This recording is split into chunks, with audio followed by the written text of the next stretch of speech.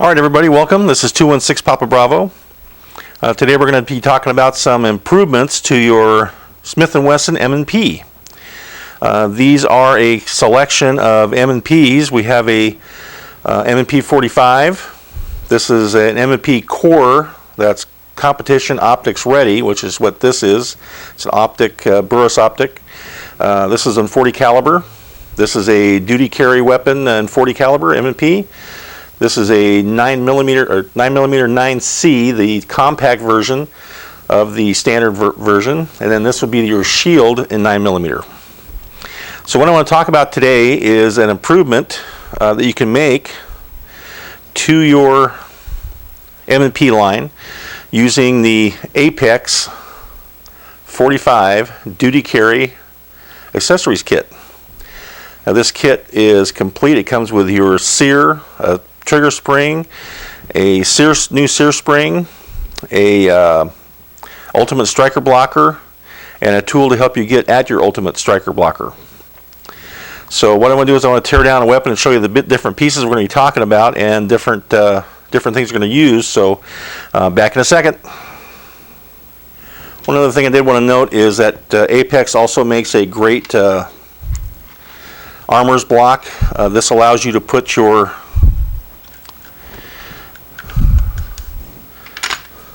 broken down weapon in here, and it actually holds it in place by virtue of these two guys here. They move up and just tighten down. It doesn't need a lot of pressure, but just holds it in there. And you can see it kind of just holds it in place so you can drive out this pin, and this pin, and not hit anything on this side. It's got holes designed just for that purpose.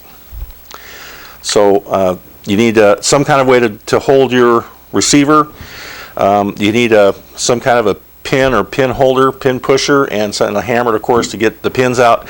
Other than that, those are all the tools you might need to do this job. It's really simple. Again, they show how they do it on. He uses a pair of tweezers for the spring under the sear.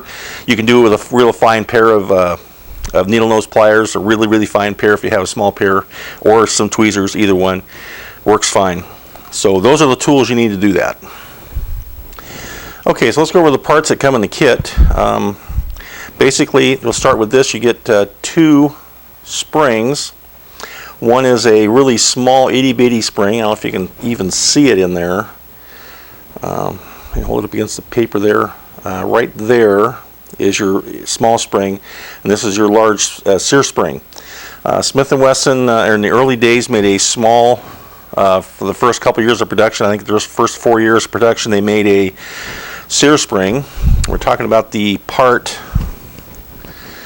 right under here, under the sear. There is which is right here, there's a little plungeable spring that actually returns the, if you can see that move, oops, get that back up. When you see that sear move like that, what brings it down is a little plunger behind there in a spring. So in the early days, there was a really small spring, and the current models now have a larger spring to make sure that positive reset on your sear. You also get a new sear, which is here, and they use a machine sear. This is really small, and that's that piece I showed you in here that rocks back and forth. As you can see the trigger manipulated, you can see that sear moves up back and forth like that.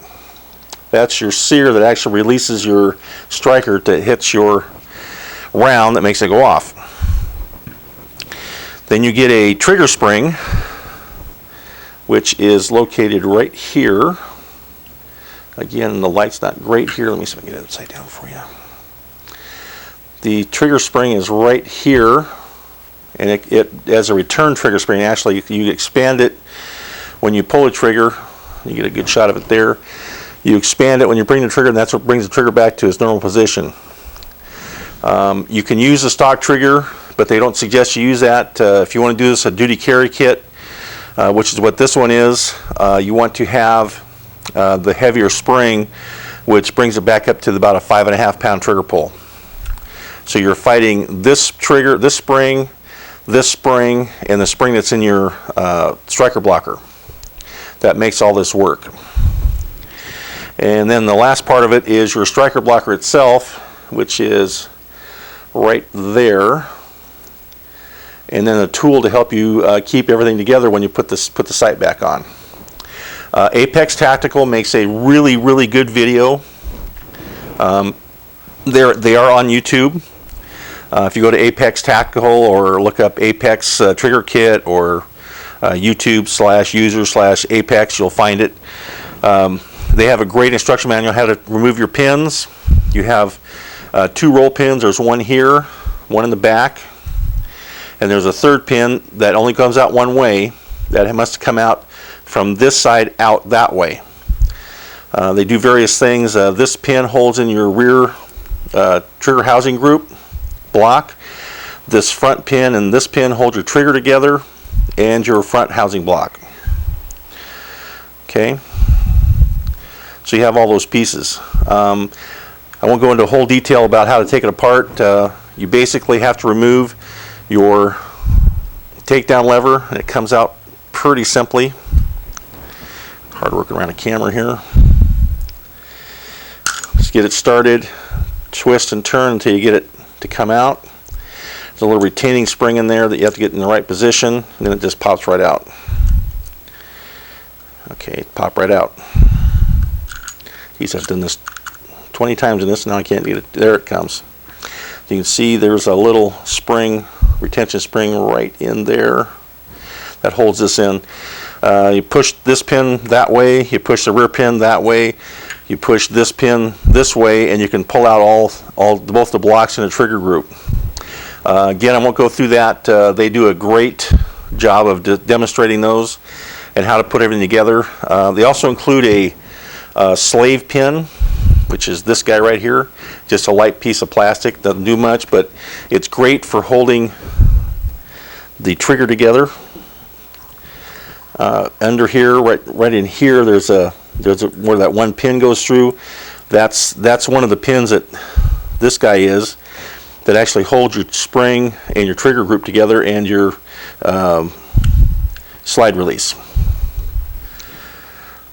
So anyway, get these parts replaced. Replace this striker here. We have to remove the rear sight. There is a little set screw here that is red Loctited in. You have to heat this to break up the red Loctite. Once you reach a certain degree, it loosens up very easily, and then you just drift your sight off, and be sure to mark the location of that. Usually it's pretty straight right on there, so shouldn't be an issue there. Anyway, you're going to drift that off. You're going to use the tool provided in here, this guy right here. It slides in that groove and then allows you to hold everything together. They're just a simple pad that holds on top of the spring that holds the striker blocker in right here. We're going to remove that, put the new striker blocker in, and then reassemble the sight onto the slide, and then we're good to go. Okay, then we're going to replace all the parts in here. You have to pull this whole block out. You remove the sear, put a new sear in, new sear spring, and then we're going to replace this spring right here. Again, there is a great video on that removal of that spring and the sear that Apex put together. It goes into great detail of how to put these things up and put them all together. So I'll get all that done and get back to you and see how the trigger pull is. Okay, so about 15-20 minutes of work, I've able to reassemble the entire weapon.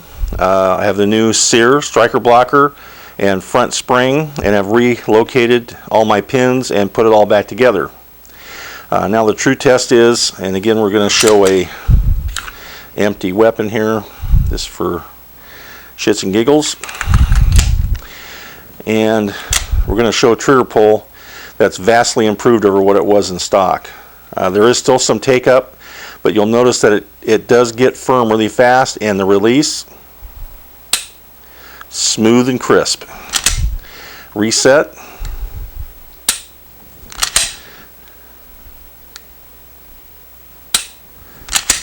Hope you can hear that.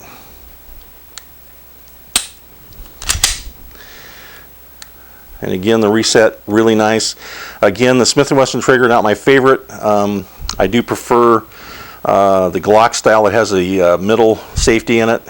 These have an articulated trigger, which means you have to have that part depressed. It moves this safety right here. That is what gives you your safety on the trigger. So you must have this depressed before the trigger can be pulled to the rear, otherwise it'll just lock in. You can see where it hits right here. Again, hard to see on camera, but you can probably see where it hits right there. And then without, if you just pull the trigger, it gets it out of the way. Anyway, much improved trigger pull. Really like the way it works. Apex does make a Glock-like trigger. The Apex trigger that replaces this one itself. It's a little more involved in the changeover. You have to take 2 parts off and then reassemble that with the new trigger. Not that difficult, but again, a little time consuming. But this is vastly improved over what it was, so really, really happy with that. And there's no grittiness, no blockage, no nothing. It's just really a great feel. So that's the Apex trigger kit, duty carry trigger kit for the M&P 45. Eventually we'll do all my weapons with that one.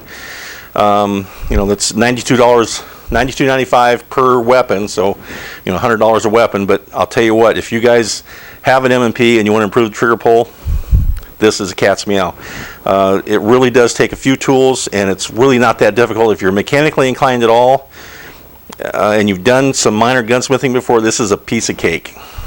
Just do it in an area where you know you can find the parts. I would probably do it on a white towel versus this brown one. You can see the little parts can get lost really easy.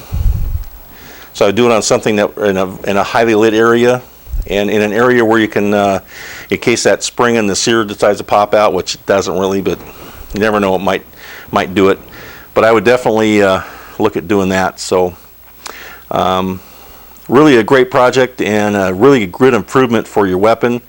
Love the M&Ps. I think they're the most comfortable modern style polymer weapon out there. There's a lot of them. I mean, Glock and XDs and the like, but to me this one has the best ergonomics, the best feel.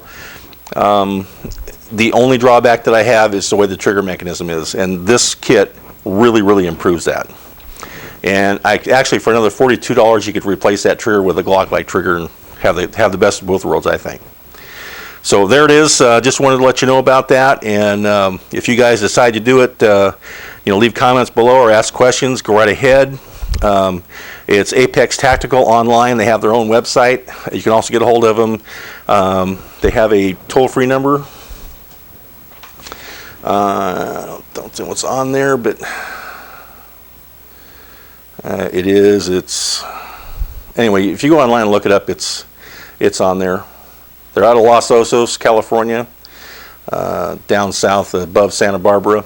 Little company, but make great products. The guy is a certified instructor, been repairing Smith & Wesson since they came out, so he knows a lot about them. Any technical questions, they are glad to answer them. Just give them a call. If they're there, they will take care of business. So anyway, that's it. Want to have you have a look at that, and I'm really happy with the way it turned out. So we'll go out and test fire this and let you know what happens. So here we go. Papa Bravo signing out.